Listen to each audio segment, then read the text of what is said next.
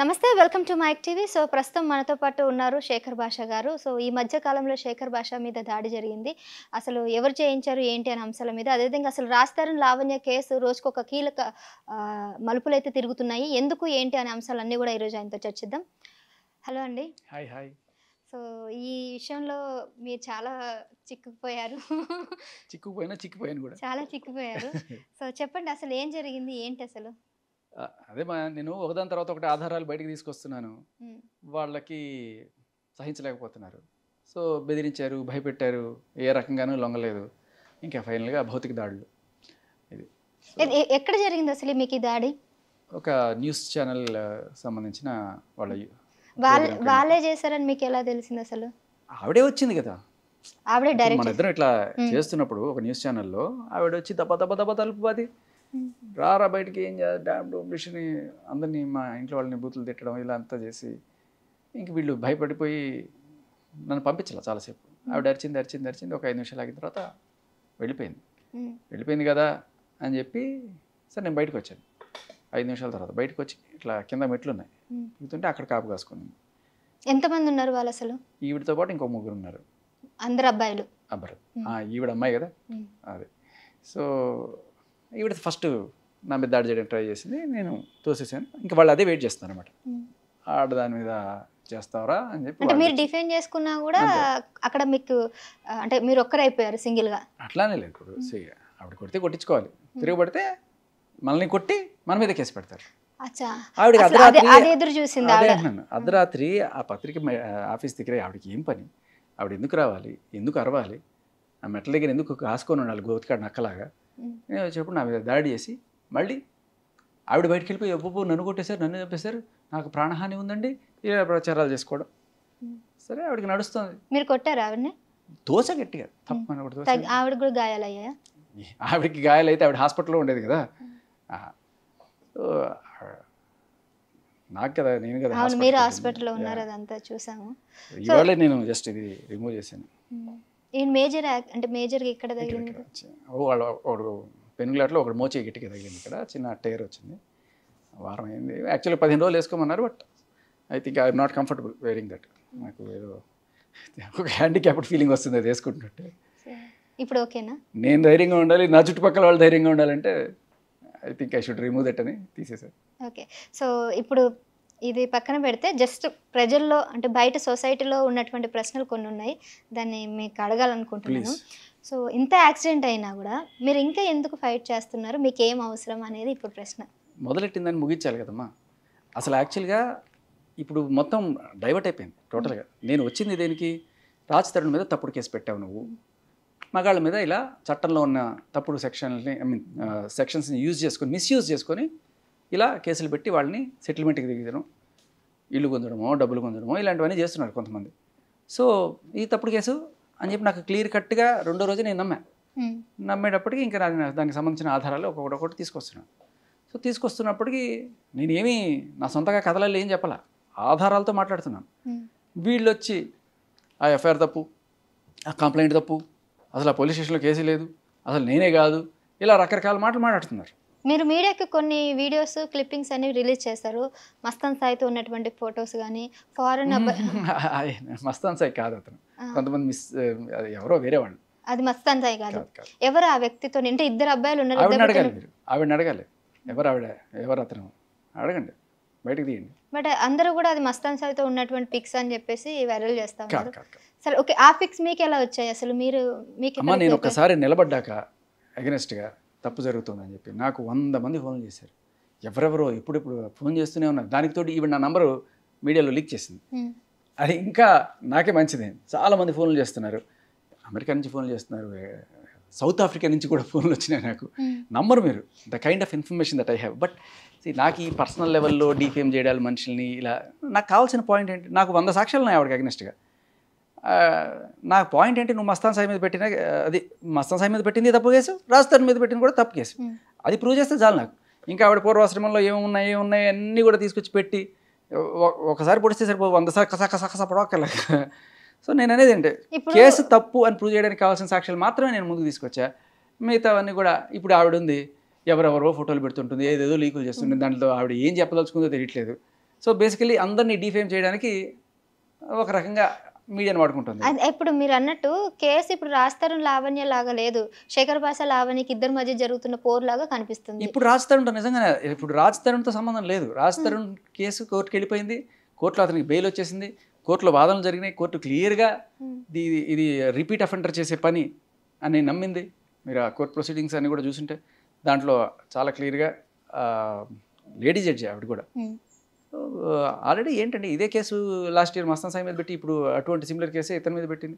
What is this అని చెప్పి starting లో రాజ్-తరుణ్ మీద ఎఫ్ఐఆర్ కూడా ఫైల్ అయింది కదండి. సో అసలు మరి ఎందుకు అట్లా ఎఫ్ఐఆర్ ఫైల్ అయిపోతున్నాం? ఎఫ్ఐఆర్ పెట్టకుండా పోలీసులకి ఇన్వెస్టిగేట్ చేసే అధికారం రాదు.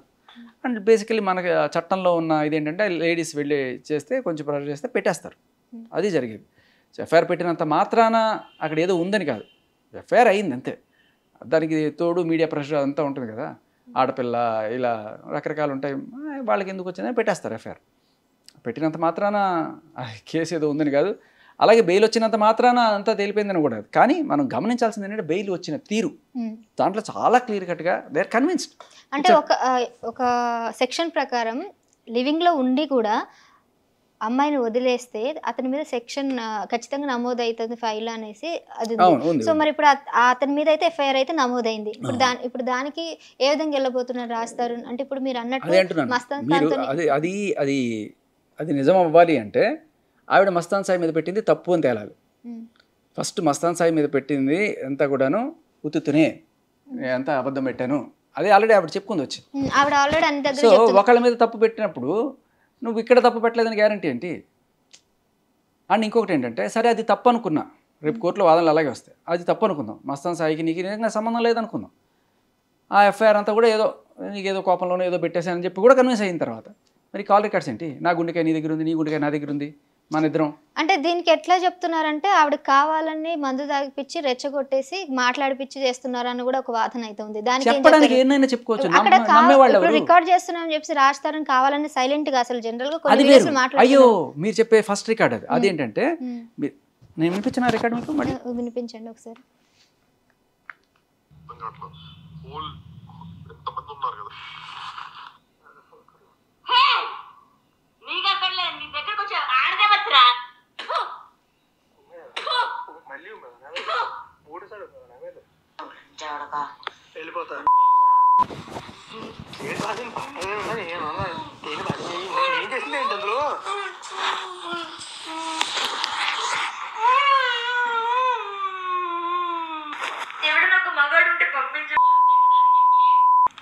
నాకు ఒక మగాడు కావాలని దిగడానికి. చింటూ ఉన్నాడా? నా చింటూ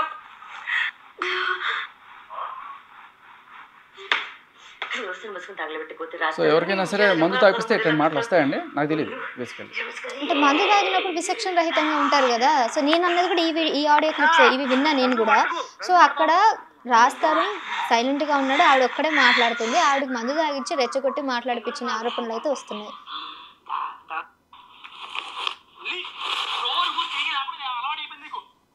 కొడుతోంది అందరినీ, ఆ విషయం మీకు అర్థమైందా? కొడుతోంది, అన్ని పగల కొడుతోంది, ఓకే, వాళ్ళ అమ్మ తిడుతోంది, ఎన్ని చేసి అమ్మాయి పుట్టలేక నా అడుగు ఇద్దరిని ఏం సంపాదించింది అని అడుగు, ఏం సంపాదించింది అని అడుగు. ఏంటంటే నాడాలు ఎక్కుతున్నావా?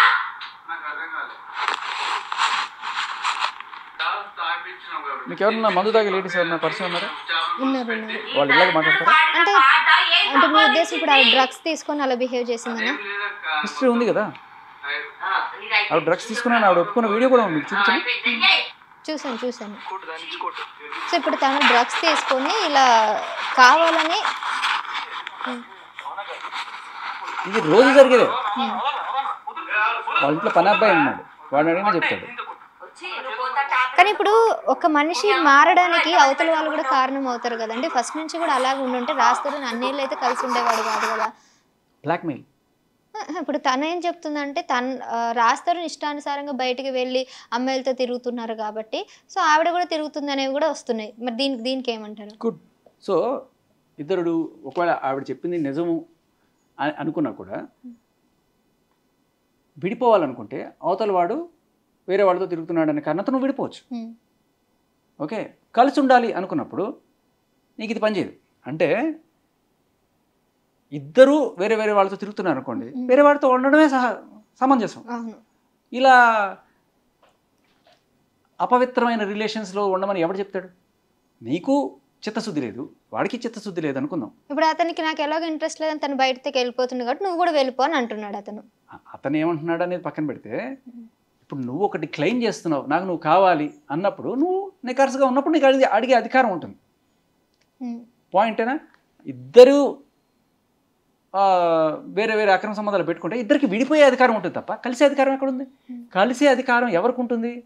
నువ్వు ఎంతమందితో తిరిగినా కూడా నేను నీకోసం నిజాయితీగా ఉన్నాను, మూసుకుని నువ్వు నా దగ్గర ఉండు అని అడిగే దమ్ము ఉంటుంది. అలా కాకుండా నువ్వు వేరే వాళ్ళతో వెళ్ళిపోయావు, నేను వేరే వాళ్ళతో వెళ్ళిపోయాను, వెళ్ళిపోయిన తర్వాత వచ్చి 1 సంవత్సరం 2 సంవత్సరాలు ఉండేసి వచ్చి తుచ్చి చూసి నాకు వాడద్దు నువ్వు కావాలంటే ఏమన్నా పిల్లలాట ఇది కాదు కదా. ఆయన ఉన్నాడా లేదనేది ఈవిడేం ప్రూవ్ చేయలే, కానీ ఈవిడున్నది అనేసి ఈవిడే ప్రూవ్ చేసింది, ఈవిడే కంప్లైంట్ రాసిచ్చింది. కానీ ఆవిడ కూడా కొన్ని ప్రూవ్ చేసింది కదా. ఇప్పుడు మాల్వి మల్హోత్రా గురించి చెప్పడం, ఈ మధ్యలో ఎందుకు హర్యానా కేసు ఎందుకు వచ్చింది? పాయింట్ ఏంటంటే ఆవిడ ప్రూవ్ చేసింది ఏమిటి? ఏవో 4 చాట్స్ తీసుకొచ్చింది, అంతకుమించి ఇంకేమైనా ఉందా? ఆడియో కాల్స్ ఏమైనా ఉన్నాయా? హర్యానా ఎందుకు వచ్చింది అసలు మధ్యలో? నేను మీకు క్లియర్ చేస్తాను, మీరు అడిగారు కాబట్టి. పాయింట్ ఏంటంటే ఈ చాట్స్ ఎప్పుడన్నా ఫేక్ వాట్సాప్ చాట్ అని ఒకటి ఉంది, అది వేసుకుని మనం కూడా తయారు చేయొచ్చు. అది ఎంత కరెక్టా కాదా అనేది డిపార్ట్మెంట్ డిసైడ్ చేస్తుంది. But audio calls you can't fake. And ఇంకొకటి, అది కూడా ఎడిటింగ్ అనొచ్చు, కానీ ఒకళ్ళు ఒప్పుకున్న తర్వాత అది ఎడిటింగ్ అని మళ్ళీ ఒప్పుకోలేం. ఎందుకంటే ఈ కాల్ సరే, ఈ కాల్ మీరు అన్నట్టుగానే ఈ కాల్లో మీకు ఎందుకు వినిపిస్తున్నానంటే మీరు జస్ట్ వినండి. ఎందుకు రికార్డ్ చేశాడనే దానికి సమాధానం దొరుకుతుంది.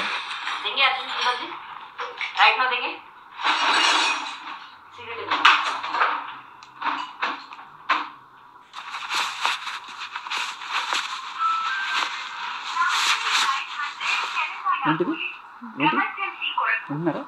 ఏం జరుగుతుంది? రికార్డ్ చేసి లిఫ్ట్లో ఉంది తను. 100కి కాల్ చేస్తుంది అమ్మాయి. అచ్చా, ఈవిడే కొట్టేసి, ఈవిడే తిట్టేసి, అన్ని పగలు కొట్టేసి ఈవిడే 100కి కాల్ చేస్తుంది. That is her speciality. So ఇప్పుడు రేపు కాసేపట్లో పోలీసులు వస్తారు. ఇది ఈ రోజు జరుగుతున్న అఫైర్ కాదు కదా, ప్రతిరోజు ఇదే సాగుతూ ఉంటుంది. వీళ్ళు ఏం చేస్తారు? పోలీసులు వచ్చిన తర్వాత అమ్మాయి సార్ నన్ను కొట్టేశాడు సార్ అన్నదనుకో, ముందు వెనక చూసుకోక మగాడితే తప్పు అనుకుంటారు కదా. మరి అలాంటప్పుడు ఏం చేయాలి వీళ్ళు? సెల్ఫ్ డిఫెన్స్ కోసం సార్ జరిగింది ఇది సార్ అని చెప్పి ఒక రికార్డ్ పెట్టుకోవాలి. అదే చేశారు. అంతేగాని ఇవాళ ఎప్పుడు ఇది వస్తుందని ఆ రోజు ఎలా ఊహిస్తాడండి? ఇప్పుడు అది జరిగే సంవత్సరం లేకపోతే 9 నెలలు అవుతుంది. ఆ రోజు పోలీసులు వస్తే ఇది ఆల్రెడీ ఇట్లాగే చేసింది. ఇట్లాంటి బోల్డ్ రికార్డులు ఉన్నాయి. ఎందుకున్నాయి? ఇదే చేసి ఆవిడ పోలీసులకు ఫోన్ చేస్తూ ఉంటుంది. పోలీసులు వస్తే అమ్మ మా తప్పేం లేదని చెప్పుకోవడానికి కోసం వాళ్ళు చేసుకున్న రికార్డు ఇవాళ ఇలా బయటకు వచ్చింది. మీరు కన్విన్స్ అయ్యారు లేదా? అది నేను చెప్పేది. సో ఇది పక్కన పెట్టేసేయండి. సరే మీరు అన్నట్టుగా ఆవేశంలోనే అందనుకుందాం. ఓకే, ఇది చెప్పండి. ఏంటి ఫ్రెండ్షిప్ కంటే ఎక్కువ ఇంటిమేసీ ఉంది, అర్థమైందా నీకు? Kiss each other, we sleep together, Sai. నాకు తెలిసే టైం లేట్ అయింది అంటే నీకు ఎలా చెప్పాలో నాకు అర్థం. అరే నేను సో ఇది మస్తాన్ సాయి వాయిస్ మనకి కన్ఫర్మ్ చేసుకోవడానికి కూడా ఆవిడే అవకాశం కల్పించింది. ఎందుకంటే ఒకసారి మస్తాన్ సాయి తీసుకొచ్చి మాట్లాడించింది ఒక ఛానల్లో, సేమ్ వాయిస్. అండ్ ఇది చాలా క్లియర్ గా ఆవిడ కాదు అనుకోవడం. మస్తాన్ సాయి ఎందుకు అప్రూవల్ గా మారినట్టు ఇప్పుడు అక్కడ క్లియర్ గా కనబడుతుంది. మీరు అన్నట్టు మారాడో లేదు తెలియదు, ఇంకా అప్రూవల్ గా మారితే బయటకు వస్తాడు కదా. కానీ ఇప్పుడు ఆవిడకి చాలా సపోర్ట్ గానే మాట్లాడుతున్నాడు కొన్ని ఛానల్లో. ఎందుకని ఇప్పుడు వాళ్ళిద్దరు అతని మీద కేసు ఉంది కాబట్టి అతనికి వేరే దారి లేదు. ఇప్పుడు ఈమె విత్డ్రా చేసుకోవాలి కేసు కాబట్టి ఈమె చెప్పినట్టు వింటున్నాడు. సో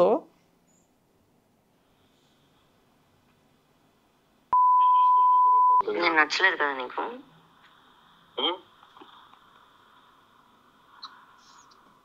గుండె మీద చేసుకొని చెప్పురా.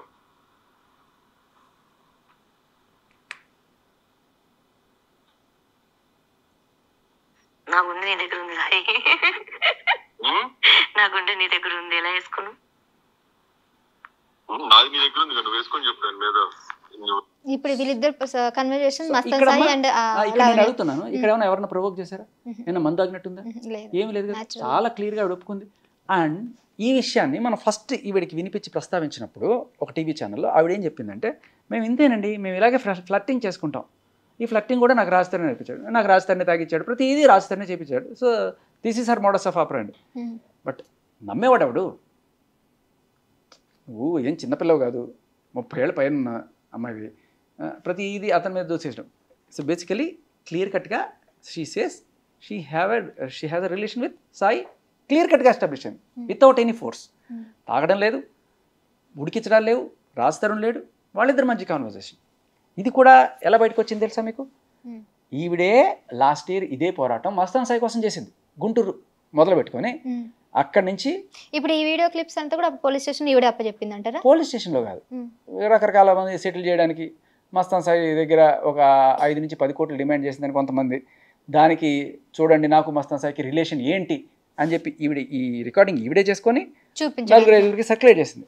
ఎవరైతే పెద్ద మనుషులు వచ్చి సెటిల్ చేస్తూ ఉంటారు కదా, ఎంతో కొంత ఇచ్చేవయ్యా ఎందుకని చెప్పి అడిగేవాళ్ళు ఉంటారు కదా, అలాంటి వాళ్ళకి అలా ఇచ్చుకున్న టైంలో ఈవిడ ఎక్స్పెక్ట్ చేయాలి ఇలాంటి ఒక రోజు వస్తుంది. అలా ఇచ్చిన వాళ్ళు ఎవరో ఒకరి దగ్గర ఉంది. ఇవాళ ఇలా బయటకు వచ్చిన తర్వాత ఏంటండి అన్యాయం, లాస్ట్ ఇయర్ ఇట్లా ఇతని కోసం చేసింది, ఇవాళ ఏం చేస్తుంది ఎవరికి తెలియదా అని చెప్పి అడుగు పంపించారు బయట. అంటే ఇప్పుడు ఈవిడ మెయిన్ ఎజెండా ఏంటి? డబ్బుల కోసం ఇదంతా చేస్తుందా, లేకపోతే ఆవిడ ఏం చెప్తుంది, ఏదేమైనా నాకు రాజ్ తరుణే కావాలి, తనతో ఉంటాను అని అయిపోయింది. ఇప్పుడు అది కూడా మార్చేసింది కదా, ఇప్పుడు నాకు రాజ్ తరుణ్ వద్దంటుంది కదా, అది కూడా అయిపోయింది. ఇంత రచ్చకెక్కిన తర్వాత ఇంకెందుకు అన్నట్టు. ఎవరైనా ఇప్పుడు రాజ్ తరుణ్ నిజంగానే కట్ అయిపోయి చాలా రోజులు అయిపోయింది. అది కూడా ఆవిడ మొన్న చెప్పింది మళ్ళీ, నాకు రాజ్ తరుణ్కి 2.5 ఏళ్ల పైన రిలేషన్ లేదు అని చెప్పి. మరి అది ముందే ఎందుకు చెప్పలేదు? ఇవన్నీ మనం బయట పెట్టాక ఇప్పుడు చెప్తాం. అంటే ఇక్కడ ఇంకొక ప్రశ్న ఏంటంటే, రాజ్ తరుణ్ మొన్న తిరగరా స్వామి తిరగబడరా ప్రెస్ మీట్లో మీరు కూడా రావడం జరిగింది. రాజ్ తరుణ్ ఒక మాట అన్నారు, సో ఒకటే ఇంటర్వ్యూలో కలిసాను, తనకి నాకు ఏం సంబంధం లేదు, బట్ స్టిల్ అతను నా కోసం పోరాడుతున్నాడు, థ్యాంక్ యూ చెప్పాడు. బట్ నా క్వశ్చన్ ఏంటంటే, మీరు ఒక్కటేసారి కలిసిన ఒక పర్సన్ కోసం ఇంత ఫైట్ చేస్తున్నారు అని ఎందుకు అని క్వశ్చన్ వస్తే ఏం చెప్తారు?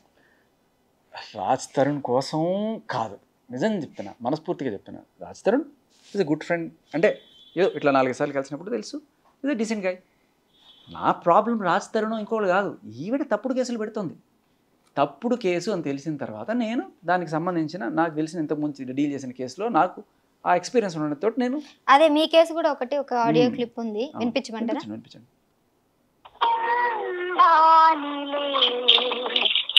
మీ రింగ్టోన్. అన్న లడ్డు లైన్ లో ఉన్నాడు, మాట్లాడుతున్నా.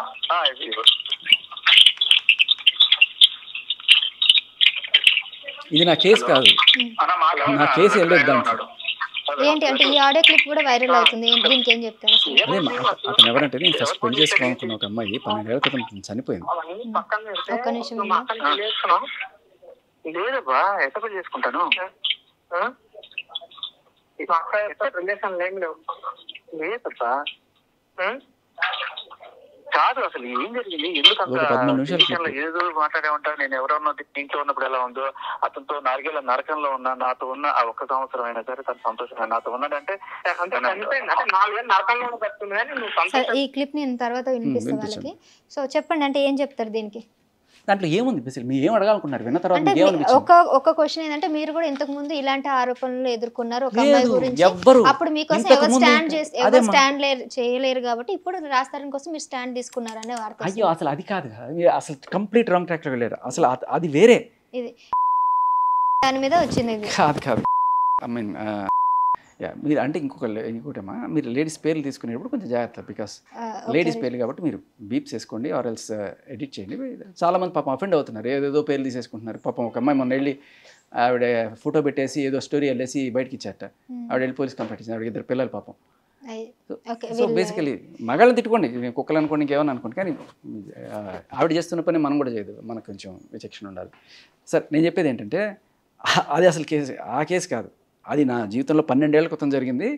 ఈవిడ ఇప్పుడు మాట్లాడిన అతను ఎవరో ఉన్నాడో, అతను అప్పుడు ఇంత పిల్లవాడు వెళ్ళి వాడిని రెచ్చగొట్టి వాడితో మీ అక్క కళ అయింది, ఇక్కడ ఎలా అయింది అని చెప్పి ఏదేదో కథలు చెప్తే వాడు పాపం ఏదో నిజం అనుకొని చెప్పి వాడు వచ్చి ఏదో చేస్తున్నాడు. నాకు ఫోన్ చేశాడు, నేనే యాక్చువల్గా ఫోన్ చేశాను, అరే ఇది పెద్ద డ్రగ్స్ మాఫియారా, జాగ్రత్త నువ్వు అది మొత్తం కట్ చేస్తారు. యాక్చువల్గా వాళ్ళు కరెక్ట్ వాళ్ళకి ఏం కావాలనుకున్నారు మొత్తం కాళ్ళ నా దగ్గర మీకు కావాలంటే పంపిస్తారు, చాలా జాగ్రత్త. సో బేసికల్లీ ఏంటంటే నేనే ఫోన్ చేశాను వాడికి, ఇట్లా వాళ్ళు వచ్చి నీకు లేనిపోయిన రేపెడతారు, నువ్వు జాగ్రత్త, పెద్ద డ్రగ్ మాఫియా అని చెప్తుంటే వాడికి ఆల్రెడీ ఉన్నట్టు అప్పటికే ట్రాప్లో వేసినట్టున్నారని వాడు అది ఏదో మాట్లాడుతున్నాడు. అక్కడ మాట్లాడే దాంట్లో కూడా ఏమీ లేదు, మీరు గమనిస్తే మొత్తం వినండి, ఏమీ లేదు.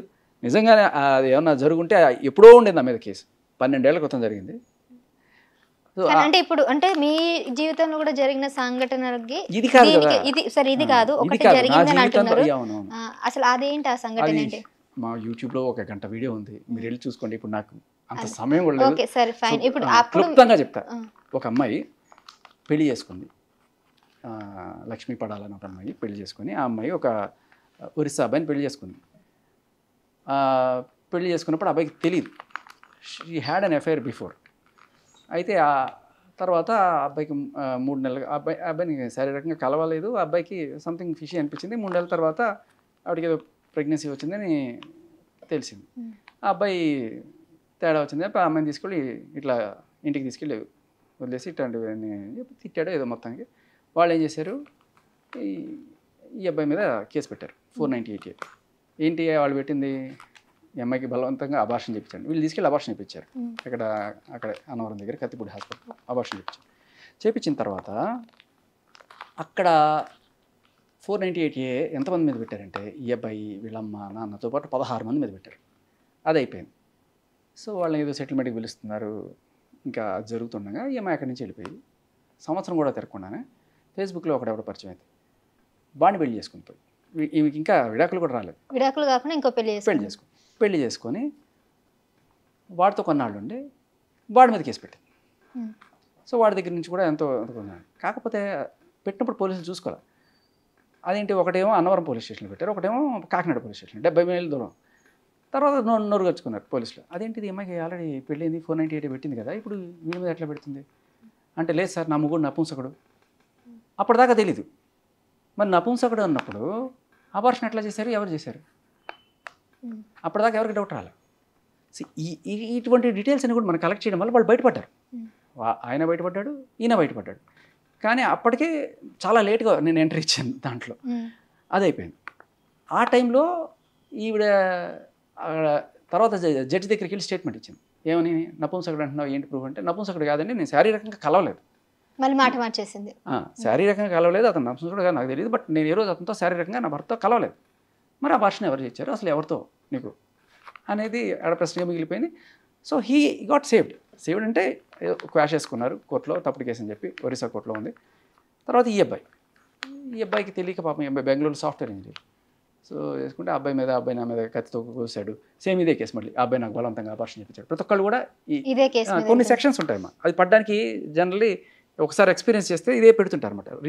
మోడస్ ఆఫ్ ఆపరేషన్ రిపీట్ అవుతుంటుంది. ఇది అయిపోయింది. సో దీంట్లో నాకు న్యాయం చేయండి అని 4-5 దగ్గరికి వెళ్ళి, అందులో ఒక బీసీ సంఘ నాయకుడు, నేనున్నాను చెల్లెమ్మ నీ కోసం అని చెప్పి అతను బాగా ఇది చేస్తే, అతను కాస్త సోపేసి అతని దగ్గర నుంచి ఒక 4-5 లక్షలు దాకా అప్పు చేసి లాయర్ల ఖర్చులకి వాటికి వీటికి అని చెప్పి తీసుకుని, దానికి ఆమె చెప్పే ఎక్స్ప్లెనేషన్ ఏంటంటే, మేము చాలా ధనవంతులం, మాకు అక్కడ నేషనల్ హైవే దగ్గర మాకు స్థలం ఉంది, మీకు ఎంత చిటికలో ఇచ్చేస్తాను అని చెప్పి తీసుకుంది. ఆయన పాపం నమ్మేశాడు. కొన్నాళ్ళు అయిన తర్వాత మళ్ళీ ఆయన అడిగాడు, నాకు అవసరం ఉంది కొంత ఇమ్మంటే, సరే ఇస్తాను రమ్మని చెప్పి అక్కడ బాపట్ల ఇక్కడ పిలిచి కరెక్ట్గా ఆయన కారు ఎక్కి ఆయనతో పాటు ఇంకో 2 ఫ్రెండ్స్ ఉన్నారు. ఆ టైంలో ఒక 8:30 సాయంత్రం ఆ టైంలో కొంచెం నిర్మానుష్యమైన ప్రాంతంలో దిగేసి పరిగెత్తుకుని అరిచేసి చింపేసుకొని రేప్ అని చెప్పేసి అక్కడ వెంటనే పోలీసులు వచ్చాడు, వీళ్ళని పట్టుకోవడం, వీళ్ళ మీద కేసు పెట్టడం. తర్వాత నాకు ఏ డబ్బులు వద్దు, 5 లక్షలు వద్దు అని చెప్పి వాళ్ళ మీద కేసు. ఇది అయిపోయింది. ఇది ఎలా ఉన్న నేపథ్యంలో ఈ బీసీ సంఘ నాయకుడు ఏం చేశాడంటే, ఒక ఎస్పీని గెలిపించాడు. ఎందుకు అంటే, ఆయనకున్న పరిచయాల్లో ఈ అమ్మాయి పాపం అన్యాయం అయిపోతుంది నమ్మాడు. ఆయన పాపం మనం ఎట్లా నమ్ముతున్నాం ఇప్పుడు, అయ్యో ఆడుకూతురు అన్యాయం అయిపోతుంది, ఆయన కూడా నమ్మి ఆయన తీసుకెళ్ళి ఎస్పీకి పరిచయం చేశాడు. ఇట్లా నాకు న్యాయం చేయండి అంటే, సరే ఏంటి చూద్దామని చెప్పి ఆయన అన్ని తెప్పించాడు. తెప్పించి చూసిన తర్వాత ఇట్లా ఈ అబ్బాయి మీద రెండో మొగుడు మీద రేప్ కేసు పెట్టింది. రేప్ కేసు పెడితే సరే మెడికల్ టెస్ట్కి పంపించారు. వాడు ఏం లేదని తెలితే మరి ఏంటమ్మా ఇది అంటే, నాకు టెస్టులు చేపిస్తావా, నాకు బలవంతంగా మెడికల్ టెస్టులు చేయించాడు, లేదని చెప్పి నా కేసులు నీరు కట్టేశాడు అని చెప్పి ఆయన మీద ఇది పెట్టుకొని ఏకంగా ఆయన మీదే ఎస్పీ ఛాంబర్లో ఎస్పీ రేప్ చేశాడని చెప్పి ఆయన మీద కేసు పెట్టింది.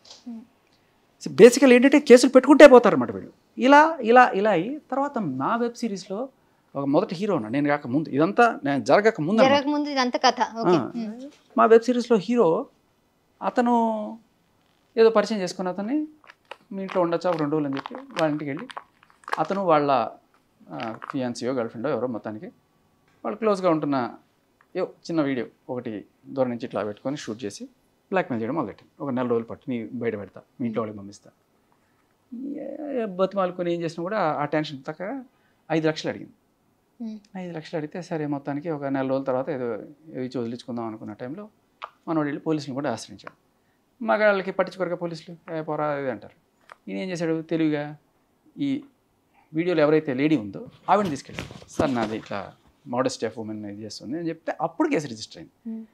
తర్వాత ఆవిడ ఎక్కడున్నారు రమ్మనండి మనం రెడ్ హ్యాండెడ్గా పట్టుకుందాం అని చెప్తే యూసఫ్ కూడా మెట్రో ఉంది కదా కరెక్ట్గా అక్కడ ట్రాన్సాక్షన్ 5 లక్షలు ఇవ్వమని చెప్తే అక్కడ రెడీగా పట్టుకున్నారు. రెడ్ హ్యాండెడ్గా పట్టుకొని తీసుకెళ్ళి పోలీస్ స్టేషన్లో పెట్టారు. తర్వాత బెయిల్ మీద బయటకు వచ్చింది. లిటరలీ ఆవిడ కన్ఫెషన్ కూడా ఉంది, నేను 5 లక్షలు డిమాండ్ చేశాను, ఇది వాళ్ళ వీడియోలు ఆ ఫోన్ సీజ్ చేశారు, ఆ వీడియోని డిలీట్ చేశారు, అంతా అయింది. ఇప్పుడు అది కోర్టులో ఉంది కేసు. 2 సార్లు కోర్టుకు పిలిచారు, రాలా. ఈ లావణ్య కూడా అంతే. ఇప్పుడు డ్రగ్స్ కేసులో వరలక్ష్మి కేసులో పట్టుబడ్డప్పుడు ఆ కేసులో ఇప్పుడు మీకు ఎట్లా ఎఫెక్ట్ చెప్తారు. ఈ వరలక్ష్మి కేసులో కూడా 2 సార్లు ఈవెన్ పిలిచారు, రాలా. వీళ్ళంతే రిపీట్ ఆఫెండర్స్ పా మేము రావు అన్నట్టు గట్టిగా, అంటే లేడీ కదా గట్టిగా పోలీసులు కూడా చేయలేరు. అందుకే నా 3వ సారి వెళ్ళి డైరెక్ట్గా పట్టుకున్నారు లావణ్యని. అలాగే ఈవిడ ఇప్పుడు ఆల్రెడీ 2 సార్లు పిలిచింది, ఇప్పుడు అరెస్ట్ వారెంట్ ఇష్యూ అవుతాయి ఈవిడికి కూడా.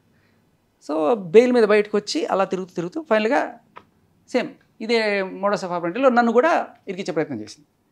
నేను మొత్తం తీగలాగితే డొంకంత కదని మొత్తం తీశాను. అట్లాగే వీళ్ళకి సంబంధించిన ఎవిడెన్సెస్ అన్ని కూడా నేను గ్యాదర్ చేశాను. ఎవరెవరికైతే నష్టం జరిగింది వాళ్ళందరికీ కూడా పంపించడం జరిగింది. అది కచ్చనా మీద. సో నేను వెళ్ళి ఇది మొత్తం రిపోర్ట్ చేశాను పోలీసులకు కూడా, ఇలా జరుగుతుంది, repeat offender, so please take care అని చెప్పి. అప్పుడు వచ్చిన ఎక్స్పీరియన్స్ అంటే ఈ అమ్మాయిలు ఎలా బిహేవ్ చేస్తారు, వీళ్ళ మోడస్ ఆఫ్ ఆపరేటరీ అన్నప్పుడు ఆ అమ్మాయి ఇదే టైప్లో అదరగండి బూతులు మాట్లాడడం, బెదిరించడం, ఇవన్నీ కూడాను అదే ఆడియో కాల్లో విన్నాను నేను. సేమ్ అలా ఉన్నాయి ఇదే టైప్లో. ఈవిడ బేసికలీ వీళ్ళ ఇదేంటంటేమా కేసు పెడతా, నీ మీద కేసు పెడతా, పెళ్లి చేసుకుంటానని మోసం చేసామని కేసు పెడతా, ప్రతి ఒక్కరి దగ్గర ఇదే బెదిరిపు అనమాట. సో చాలాసార్లు ఈ అమ్మాయి కేసులు పెట్టానని బెదిరించి సెటిల్ చేసేసుకుంది. అవన్నీ కూడా మనకి లీగల్ రాడార్లోకి రాలా. చాలా మంది దగ్గర ఇట్లా పెద్ద వాళ్ళ కాదు. సో వీళ్ళది ఏంటంటే ఉద్యోగాలు చేయరు, బిజినెస్లు చేయరు, సొంత కాళ్ళ మీద నిలబడరు. ఇదేంటే ఈ చక్కగా ఎవడో ఒకరిని కొన్నాళ్ళు సరదాగా తిరిగితే వాడి మీద మనం ఏదో 4-5 ఫోటోలు పెట్టుకొని బెదిరించి బ్లాక్మెయిల్ చేసి డబ్బులు వసూలు చేయొచ్చు. ఇదే పని. ఎన్నాళ్ళు చేస్తారు ఇట్లా మీరు అన్నట్టు? ఎన్నాళ్ళు అంటే అదే అంటున్నాను. ఇప్పుడు దొరికారు, ఇప్పుడు మీడియా ముఖంగా బయటకు వచ్చాం కాబట్టి. లేకపోతే అన్నవరంలో పెట్టిన కేసు కాకినాడ వాళ్ళకి వెళ్ళిపోవడం ఏంటి 70 మైళ్ళ దూరంలో. ఇప్పుడు లావణ్య విషయం తీసుకోండి. లావణ్య విషయంలో అదే నార్సింగ్ పిఎస్లో లావణ్య మీద బ్లాక్మెయిల్ కేసు, ఒక అమ్మాయి ఫారిన్ నేషనల్ లిటరలీ ఆవిడకి ప్రైవేట్ వీడియోస్ అన్ని తీసుకుని అమ్మాయిని బెదిరించి వాళ్ళ నాన్నకి కూడా అవి పెట్టి మర్యాదకి డబ్బులు ఇవ్వకపోతే ఇది చేస్తానని చెప్పి పెట్టిన కేసు అదే నార్సింగ్ పిఎస్లో ఉంది. మీకు తెలుసా? ఇలా అదే స్టేషన్లో ఉన్నా కూడా మన వాళ్ళు చట్టానికి కళ్ళు లేవు తమ్ముడు అని. ఇప్పుడు మీకేమనిపిస్తుంది మొత్తం ఓవరాల్ గా అంతా విన్న తర్వాత ఈ కేసు? సో ఆ ఎక్స్పీరియన్స్ తోటి నేను దీంట్లోకి వచ్చానని చెప్తున్నాను. ఇప్పుడు లావణ్య కేసు సరే అదే అర్థమైంది. ఇప్పుడు లావణ్య కేసు ఎక్కడి వరకు ఎట్లా మలుపు తిరిగే అవకాశం ఉంది? మలుపు ఏం లేదమ్మా, అయిపోయింది. ఇప్పుడు I'm no more concern with Raj, Tarun, Lavanya వాళ్ళ జీవితం మన క్లియర్ కట్ గా ప్రూవ్ చేసి బియాండ్ ఎనీ డౌట్. కోర్టుకి ఆ ఎఫ్ఐఆర్ ఒకటే సరిపోయింది. ఆ ఎఫ్ఐఆర్ ఆవిడ కంప్లైంట్తోనే వాళ్ళు నమ్మేశారు. సరే ఇప్పుడు తర్వాత ఏం వచ్చినా కూడా ఇంకా బోల్డ్ అండ్ సాక్ష్యాలు ఉన్నాయి మన దగ్గర. ఇవన్నీ రేపు వాదనలు వచ్చినప్పుడు ప్రవేశపెట్టుకోవచ్చు, ఆర్ క్వాష్ వచ్చినప్పుడు వేసుకోవచ్చు. అది దానికి మనం ఇంకా చేయాల్సింది ఏం లేదు. కానీ ఈ క్రమంలో కొంతమంది ఈవిడ బాధితులు నాకు బలవంతంగా డ్రగ్స్ అలవాటు చేసింది లావణ్య అని చెప్పి ప్రీతి అనే అమ్మాయి ఆడియో కాల్ వాళ్ళ మమ్మీ కూడా వచ్చింది. అదంతా కూడా మీరే మాట్లాడిచ్చారని అని అంటున్నారు. నేను మాట్లాడిచ్చాను, మీరే దగ్గర నుంచి ప్రీతి అనే అమ్మాయితోని కావాలని డబ్బులు ఇచ్చి మీరు వెనక నుంచి ఇప్పుడు అదే అంటున్నాను. సాక్ష్యాలు ఏమన్నా ఉంటే చెప్పచ్చు. ఇప్పుడు ఆవిడకి అగ్నెస్ట్గా ఏం వచ్చినా కూడా వీళ్ళు అమ్ముడుపోయారు, మీరు నమ్మేస్తారు అంతే కదా. ఏదన్నా సాక్ష్యం, ఇప్పుడు నేను సాక్ష్యం తీసుకొచ్చి మాట్లాడుతున్నాను, అంటే ఆవిడ కూడా కొన్ని ప్రీతితో ఆవిడే ప్రీతి మాట్లాడిన వీడియోలో అదేమ్మా.